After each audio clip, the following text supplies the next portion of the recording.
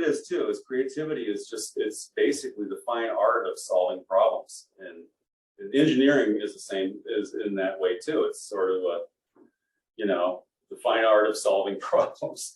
And I didn't know I was solving a problem that people didn't know they had by having this instrument, because suddenly guitar players, guitar natives have a instrument that's formatted to something they can understand.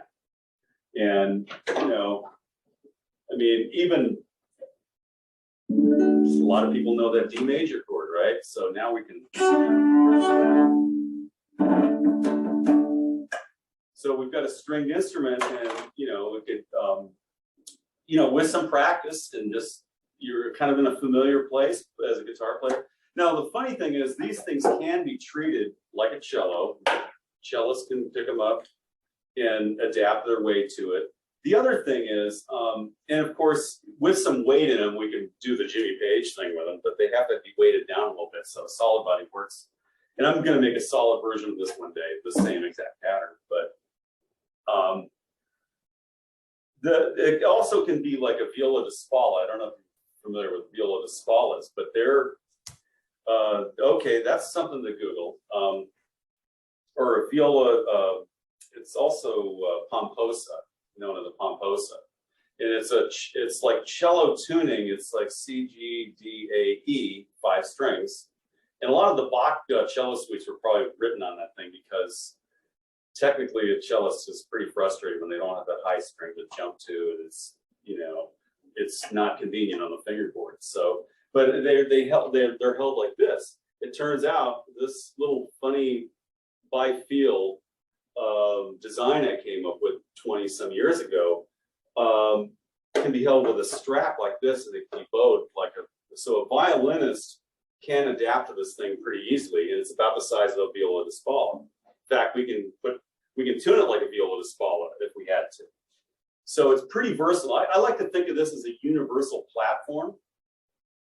So we're going to do one design that can be patterned and tuned up in a variety of ways and played in different variety of ways. Now, like I said, at first I was kind of annoyed that people wanted to not play it the way I play.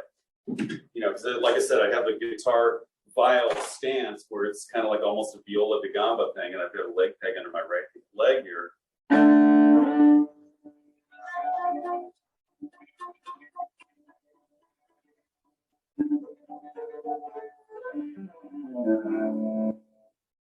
So basically, by the way, this little painting in the background, I don't know if you see it, but it's the TogaMan right here, the Note Staccana, which is where the water turns to wine. I don't know if you see that guy over there pouring the water and turns into wine there. It's a this is a zoom-in shot of a certain section of a Paolo Veronese painting, where back in '99, I was kind of, you know, researching viola da gambas, which are similar actually. They're force tuned before cellos and violins actually existed, and that's a funny story by itself. The viola da gamba and the viol, they were basically bowed lutes and guitars that came from the Iberian section of Spain, and the Moroccans brought the bows over when they invaded. So it was kind of a Reese's peanut butter cup kind of thing, where the chocolate and the peanut butter sort of had a meeting that day, a little crash, you know, thing. So they were taking the guitars of the day, the lutes and the violas, and, you know, bowing them. And so it was kind of an underhand bow grip, kind of like this.